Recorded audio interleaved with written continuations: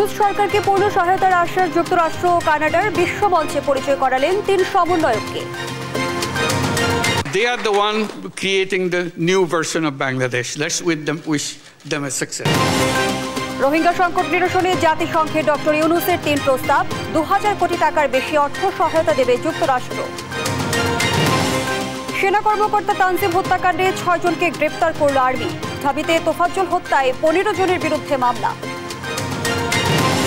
পুলিশের ছড়া গুলিতে রংপুরের আবু সাঈদের মৃত্যু, মাথার বাদিকেও আঘাতের চিহ্ন। ময়নাতদন্তের রিপোর্ট প্রকাশ। আওয়ামী লীগ আমলে গুমের শিকার ১১ পরিবারের অভিযোগ দায়ের, সব অপরাধের বিচার হবে আশা চিফ প্রসিকিউটরের।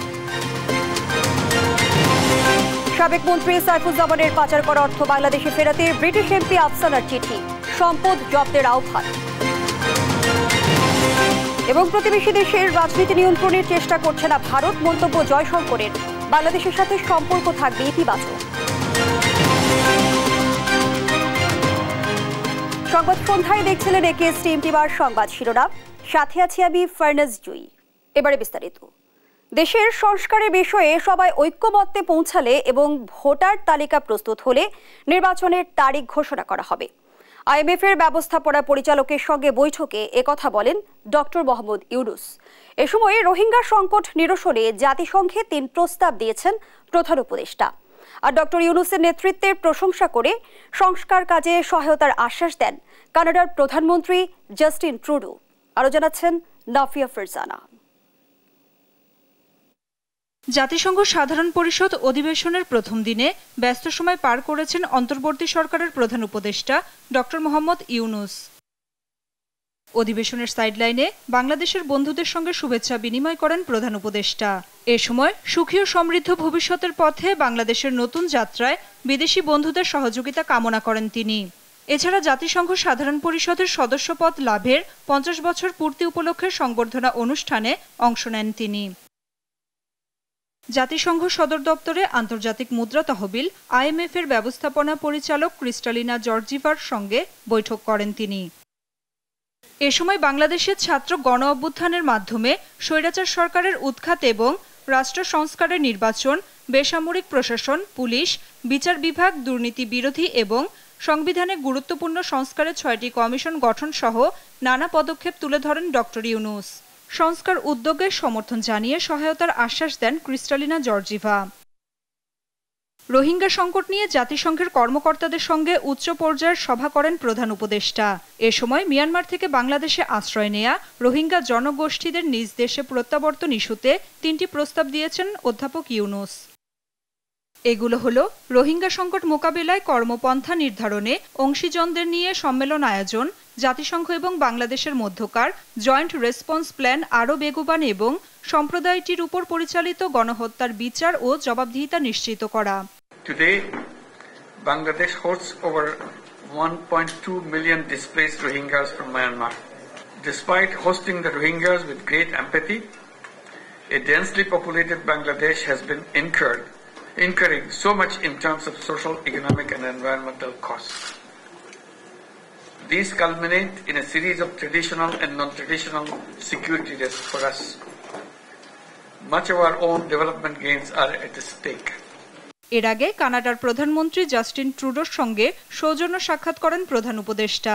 বৈঠকে বাংলাদেশ কানাডার সম্পর্ক আরও দৃঢ় করার উপায়, প্রাতিষ্ঠানিক সংস্কার সহ নানা বিষয়ে আলোচনা হয়। এ সময় ডক্টর ইউনুসের নেতৃত্বের প্রশংসা করে সংস্কার কাজে সহায়তার আশ্বাস দেন ট্রুডো।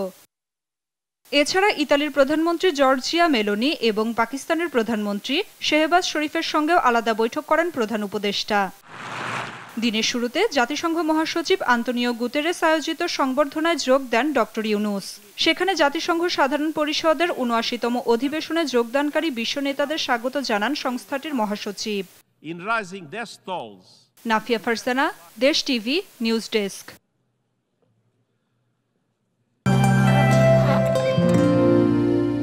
সময় সে তো বয়ে যায়, সময়ের সাথে মিষ্টি এক বন্ধন। এভাবে সময় পাল্টে যায়, কিন্তু ডিপ্লোমা সে একই স্বাদে, একই মানে যুগ যুগ ধরে রয়ে যায়। নিউজিল্যান্ডের এক্সেলেন্স ইন কোয়ালিটি। দেখছেন সংবাদ সন্ধ্যা।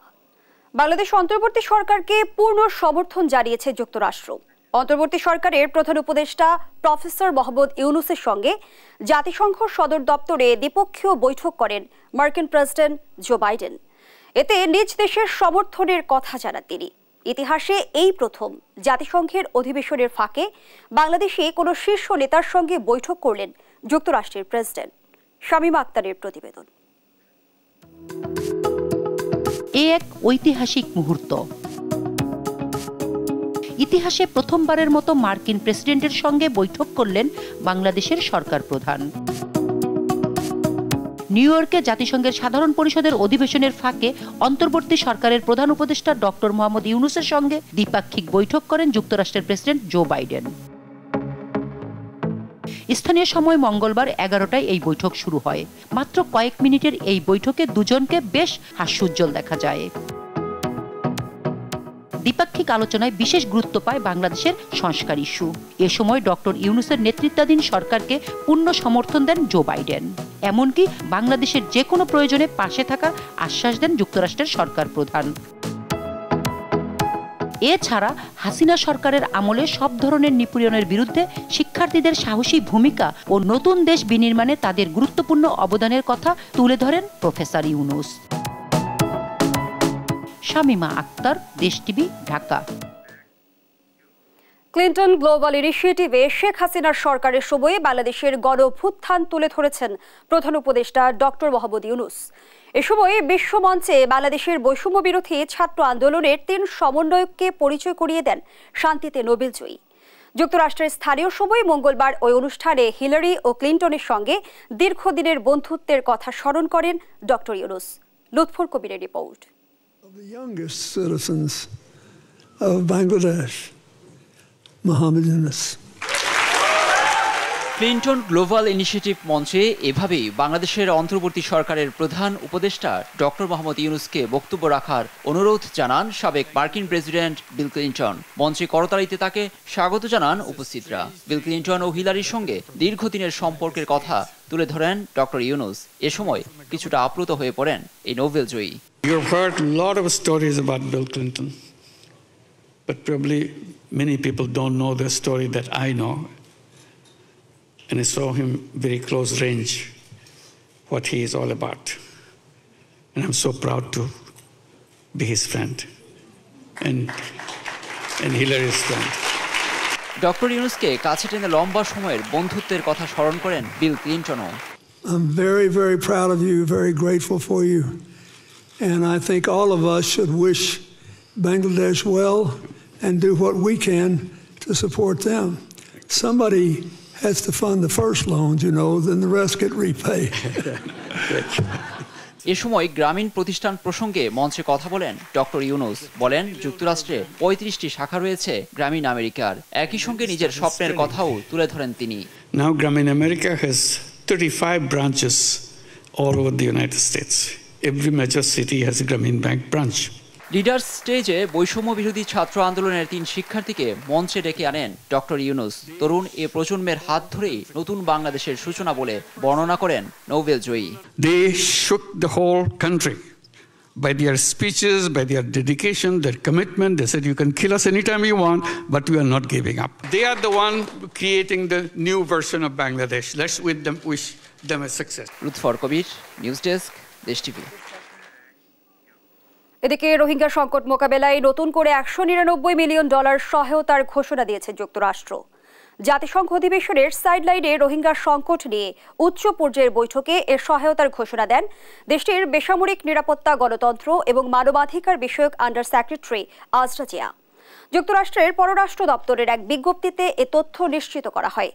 2017 সাল থেকে রোহিঙ্গাদের জন্য $2.5 বিলিয়ন বেশি অর্থ সহায়তা দেয় মার্কিন সরকার।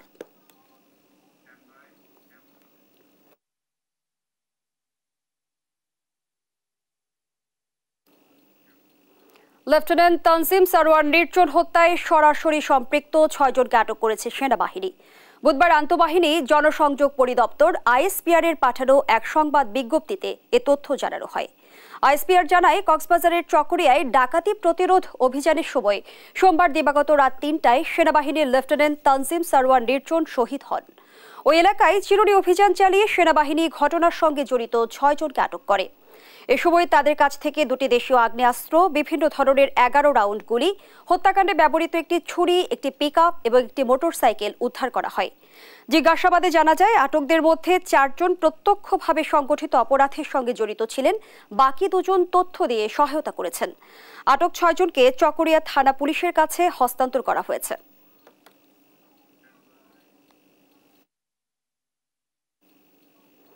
রাজধানীর বাড্ডা থানার আরেক হত্যা মামলায় সাবেক প্রধানমন্ত্রী শেখ হাসিনার উপদেষ্টা সালমান এফ রহমান, সাবেক মন্ত্রী আনিসুল হক, দীপুমণি ও পলককে গ্রেপ্তার দেখানো হয়েছে। এদিকে চোর সন্দেহে গণপিটুনিতে তোফাজ্জলকে হত্যার অভিযোগে ফজলুল হক, মুসলিম হল প্রভোস্ট অধ্যাপক শাহ মোহাম্মদ মাসুম সহ 15 জনের বিরুদ্ধে মামলা করা হয়েছে। বুধবার সকাল সকাল আদালতে হাজির করা হয় আনিসুল হক, দীপুমণি, জুনাইদ আহমেদ পলক ও সালমান এফ রহমানকে। বৈষম্য বিরোধী ছাত্র আন্দোলনে নিহত হাফিজুল শিকদারের বাবার রাজধানীর বাড্ডা থানায় দায়ের করা হত্যা মামলায় তাদেরকে গ্রেফতার দেখিয়েছেন আদালত। ঢাকার মেট্রোপলিটন ম্যাজিস্ট্রেট আরফাতুল রাকিবের আদালত তাদেরকে গ্রেফতার দেখানোর আবেদন মঞ্জুর করেন। আসামি পক্ষে তাদের আইনজীবীরা তাদের জামিনে প্রার্থনা করেন এবং তারা জামিন চান। আমরা এই জামিনের বিরোধিতা করি এবং জামিনের বিরোধিতা করি বলি যে আসামিরা অপরাধমূলক ষড়যন্ত্রের সঙ্গে জড়িত। এই বৈষম্য বিরোধী আন্দোলনে রাজপথে পুলিশের গুলি করার এই ষড়যন্ত্র পিছনে তারা জড়িত। একই মামলায় গ্রেফতার দেখানো হয় 71 টিভির সিইও মোজাম্মেল বাবুকে। এদিন আদালতে হাজির করা হয় বাংলাদেশের ওয়ার্কার্স পার্টির সভাপতি রাশেদ খান মেননকে। শাহবাগ থানার হত্যা মামলায় রিমান্ড শেষে কারাগারে পাঠানো হয় তাকে। এদিকে ঢাকা বিশ্ববিদ্যালয়ের তোফাজ্জল হত্যাকাণ্ডে ফজলুল হক মুসলিম হলের প্রভোস্ট অধ্যাপক শাহ মোহাম্মদ মাসুম সহ 15 জনের নামে মামলা করেছেন তোফাজ্জলের পরিবার। এত স্পেসিফিক থাকার পরেও ঢাকা বিশ্ববিদ্যালয়ের প্রশাসন তারা অজ্ঞাতনামা হিসাবে আসামি করায়, মামলা করায়। আমরা তাদের এই মামলা নিয়ে সন্দিহান এবং এখানে তোফাজ্জল হত্যার ন্যায় বিচার আমরা পাবো কিনা সেটা সন্দিহান। একটা মানুষকে 4টা ঘন্টা সাপের মতো পিটাই মারা, এটা মানুষের কোনো মানুষ করতে পারে না। জানি না যে ওনাদের আসলে কোন মায়ের পেটে জন্ম হয়েছে যে এরকমের হিংস্র হইতে পারে একটা মানুষের সাথে, তাও একটা মানসিক ভারসাম্যহীন মানুষের সাথে। তোফাজ্জল হত্যায় গ্রেফতার 6 শিক্ষার্থী বর্তমানে কারাগারে আছেন। শাহাদাত নিশাদ, দেশ টিভি, ঢাকা। পুলিশের ছোড়া গুলিতেই আবু সাইদের মৃত্যু হয়েছে। মাথার বাদিকেও রয়েছে আঘাতের চিহ্ন। বৈষম্য বিরোধী ছাত্র আন্দোলনে পুলিশের গুলিতে নিহত শিক্ষার্থী আবু সাইদ হত্যাকাণ্ডের ঘটনার 2 মাস পর ময়নাতদন্তের রিপোর্ট প্রকাশ পেয়েছে। এই রিপোর্টে তার মৃত্যুকে হত্যাকাণ্ড উল্লেখ করে অতিরিক্ত রক্তক্ষরণের মৃত্যু বলে উল্লেখ করা হয়। রংপুর থেকে রফিকুল ইসলামের প্রতিবেদন। গত 16 জুলাই ছাত্রলীগ, পুলিশ ও বৈষম্য বিরোধী ছাত্রদের ত্রিমুখী সংঘর্ষে বিশ্ববিদ্যালয়ের 1 নং গেটে পুলিশের গুলিতে আবু সাইদ অসুস্থ হয়ে লুটিয়ে পড়লে হাসপাতালে নেন সতীর্থরা। হাসপাতালে নেয়ার পর চিকিৎসকরা তাকে মৃত ঘোষণা করেন। এ ঘটনার 2 মাস 7 দিন পর সামাজিক যোগাযোগ মাধ্যমে ছড়িয়ে পড়ে ময়নাতদন্তের রিপোর্ট। সংশ্লিষ্ট চিকিৎসক জানান তার পুরো শরীরে ছিল ছররা গুলির ক্ষত। মাথার পেছনে আঘাত ও রক্তক্ষরণ হলেও সেটি মৃত্যুর কারণ নয় বলছেন চিকিৎসক। শরীরের বিভিন্ন অংশে অভ্যন্তরীণ রক্তক্ষরণই তার মৃত্যু হয়েছে। গুলির কথা উল্লেখ আছে, শটগানের গুলি লেগেছে এবং শটগানের গুলি মানে শরীরের ভিতরের স্ট্রাকচার ড্যামেজ করছে, যার কারণে অতিরিক্ত রক্তক্ষরণে মৃত্যু হয়েছে এবং এটা ক্লিন কার্ড হত্যা। চিকিৎসক দাবি করেন রিপোর্টটি বদলানোর চেষ্টা করা হয়েছে, দেওয়া হয়েছে নানা হুমকিও। ওই সময় আসলে অনেক চাপের মধ্যে ছিলাম, তারপরেও আসলে আমার কলেজ প্রশাসন আমার মোটামুটি পাশে ছিল, আমার কলিগরাও আমাকে খুব মানে উৎসাহ দিচ্ছে, যার কারণে আমি মানে এত প্রতিবন্ধকতার মাঝেও ওই রকম একটা রিপোর্ট দিতে পারছিলাম, কেন খুবই চাপে ছিলাম আসলে। নগর পুলিশ কমিশনার জানান এই ঘটনার তদন্ত চলছে, অপরাধী যেই হোক তাকে আইনের আওতায় আনা হবে। একই কথা বলছেন বিশ্ববিদ্যালয় কর্তৃপক্ষ। পুলিশ সদস্য, বহিরাগত, রাজনৈতিক ব্যক্তিত্ব যেই হোক না কেন তদন্তের মাধ্যমে বেরিয়ে আসবে, তারা আসামি হবে এবং তদন্তর যাতে কোয়ালিটি সম্পন্ন হয় সেটার জন্য পিবিআই আন্তরিক আছে। পাশাপাশি মেট্রোপলিটন পুলিশ তাদেরকে সর্বাত্মক সহযোগিতা করতেছে। আসামি যারাই হোক শনাক্ত হলে তারা গ্রেপ্তার হবে, আইনের আওতায় আসবে। সঠিকভাবে মূল্যায়ন করে তাদের আইনানুগ ব্যবস্থা নিতে পারি। ইনশাআল্লাহ নিরপরাধ ব্যক্তি যেন এই যেখানে শাস্তি না পায় সেটা নিশ্চিত করব। একজন বলছে অমুক আসামি, একজন বলছে অমুক আসামি, this is not my headache, কারণ এটা হচ্ছে আইনানুগ সংস্থা, তার আইডেন্টিফাই করবে really who are the main culprit. Abu সাইদের ভাই রমজান আলী বাদী হয়ে হত্যা মামলা করলে তদন্তের ভার পায় পিবিআই। গ্রেফতার 2 পুলিশ সদস্যকে রিমান্ড দেওয়া হলে দায় স্বীকার করেননি তারা। রফিকুল ইসলাম, দেশ টিভি, রংপুর। ভারতের স্বরাষ্ট্রমন্ত্রী যখন বাংলাদেশে পেলে উল্টো ঝুলিয়ে রাখতে চান, তখন ইলিশ রপ্তানি নিয়ে জনগণের আবেগ কাজ করাটাই স্বাভাবিক বলে মন্তব্য করেছেন বিএনপির সিনিয়র যুগ্ম মহাসচিব রুহুল কবির রিজভী। আর শেখ হাসিনার পরাজয়কে নিজের পরাজয় হিসেবে নেয় দেশটি বাংলাদেশ বিরোধী কর্মকাণ্ডে লিপ্ত বলে অভিযোগ করেন বিপ্লবী ওয়ার্কার্স পার্টির সাধারণ সম্পাদক সাইফুল হক। সাইফুল রিপনের প্রতিবেদন। ১৬তম প্রতিষ্ঠা বার্ষিকীতে আলোচনা সভা ও গুম খুনে ক্ষতিগ্রস্ত পরিবারের মাঝে আর্থিক সহযোগিতা প্রদান করে জাতীয়তাবাদী পল্লী চিকিৎসক অ্যাসোসিয়েশন। ঢাকা রিপোর্টার্স ইউনিটিতে এই আয়োজনে প্রধান অতিথি ছিলেন বিএনপির সিনিয়র যুগ্ম মহাসচিব রুহুল কবির রিজভী। বলেন, ভারত যখন বাংলাদেশকে কোনো ছাড় দেয় না, তখন মানুষ আবেগে ইলিশ রপ্তানির প্রতিবাদ করবে, এটিই স্বাভাবিক। আমাকে যখন অবহেলা করবে, আমাকে যখন ঘৃণা করবে এবং বাংলাদেশের মানুষের প্রতি যখন ধৃষ্টতাপূর্ণ কথাবার্তা বলবে ভারতের একজন কেন্দ্রীয় এবং প্রভাবশালী মন্ত্রী, তখন আমার তো আবেগ আসবে না। এরা তো আমাদের সাথে বন্ধুত্ব চায় না, জনগণের সাথে বন্ধুত্ব চায় না। এরা বন্ধুত্ব চায় শুধু শেখ হাসিনার মতো একজন ভয়ঙ্কর রক্ত পিপাসু শাসক। এরা বাংলাদেশের জনগণকে ওরা পছন্দ করে না। ওদের পছন্দ একটাই, যে শেখ হাসিনা থাকলে বাংলাদেশে তারা মাতবরি করতে পারবে।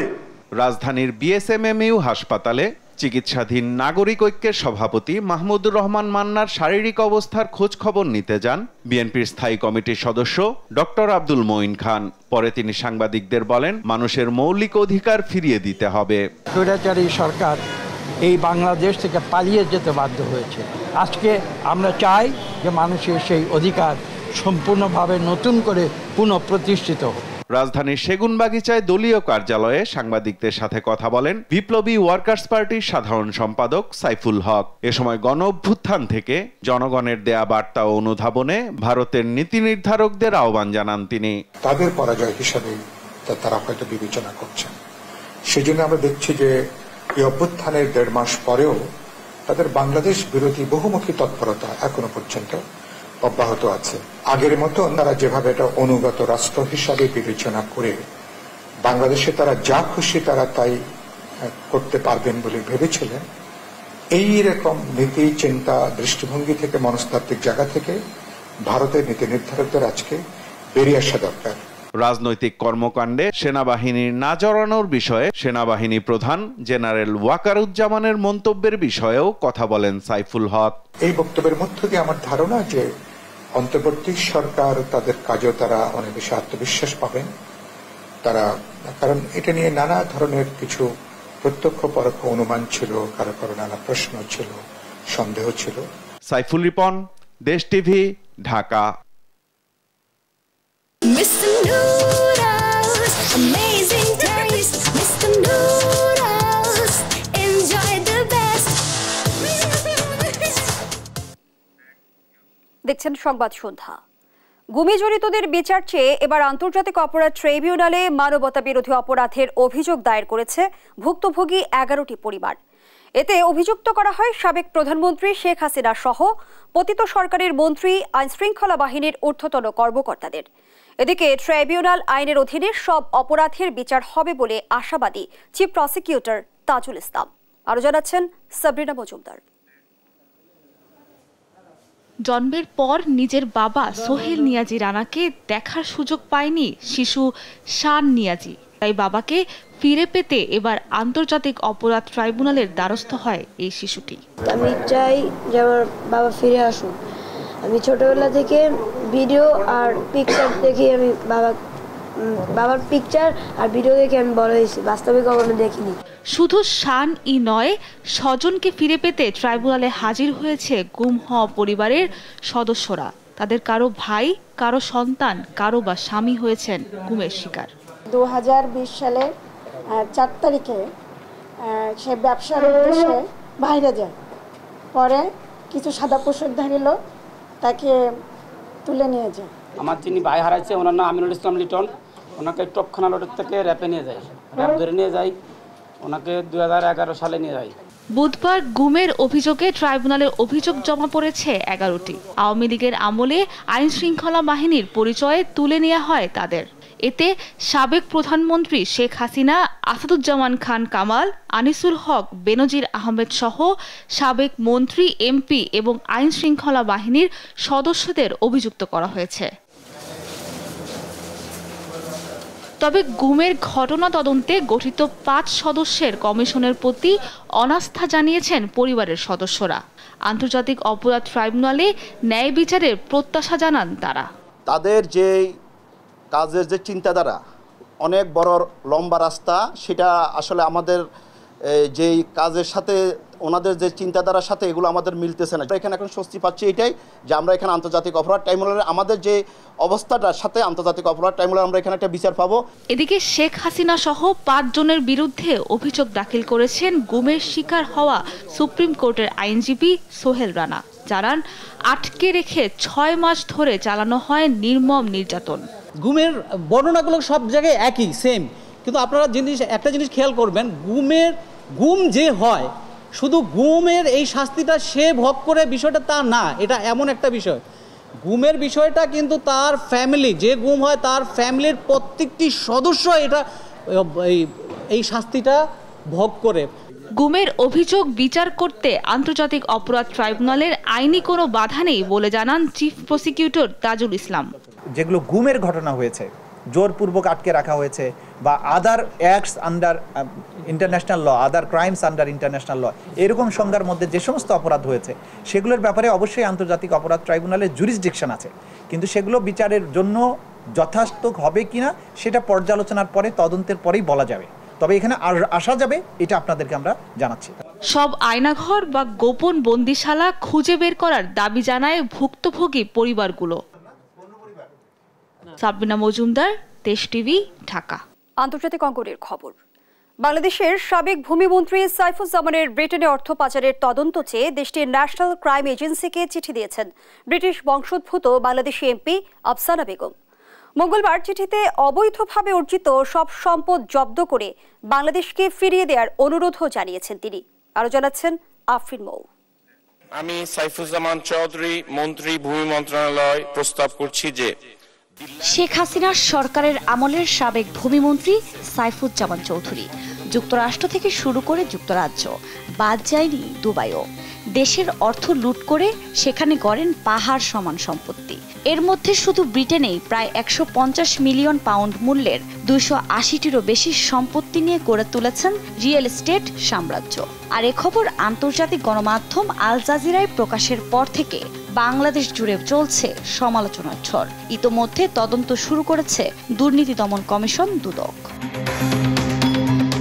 এমন প্রেক্ষাপটে সাবেক ভূমিমন্ত্রী সাইফুজ্জামান চৌধুরীর বিরুদ্ধে ওঠা অভিযোগগুলো খতিয়ে দেখার দাবি জানিয়ে যুক্তরাজ্যের জাতীয় অপরাধ সংস্থা এনসি এর কাছে চিঠি দিয়েছেন ব্রিটেনে বাংলাদেশি বংশোদ্ভূত এমপি আফসানা বেগম। চিঠিতে শুধু তার নির্বাচনী এলাকা পপলার ও লাইম হাউসেই এ দুর্নীতিবাজ মন্ত্রীর 71টি বাড়ির কথা উল্লেখ করে এসব সম্পত্তি জব্দ করে বাংলাদেশকে ফিরিয়ে দেওয়ারও অনুরোধ জানান আফসানা।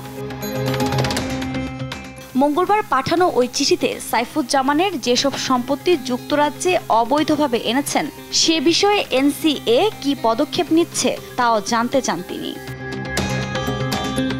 শেখ হাসিনা ক্ষমতায় থাকাকালে সাইফুজ্জামান চৌধুরী বিদেশে বিপুল অর্থ পাচার করেছেন বলে অভিযোগ রয়েছে উল্লেখ করে আফসানা বেগম লিখেন, তার বিরুদ্ধে কর জমা সংক্রান্ত তদন্ত চলছে। অর্থ আত্মসাতের পর পাচারের অভিযোগে তার বিরুদ্ধে তদন্ত করছে দুদক।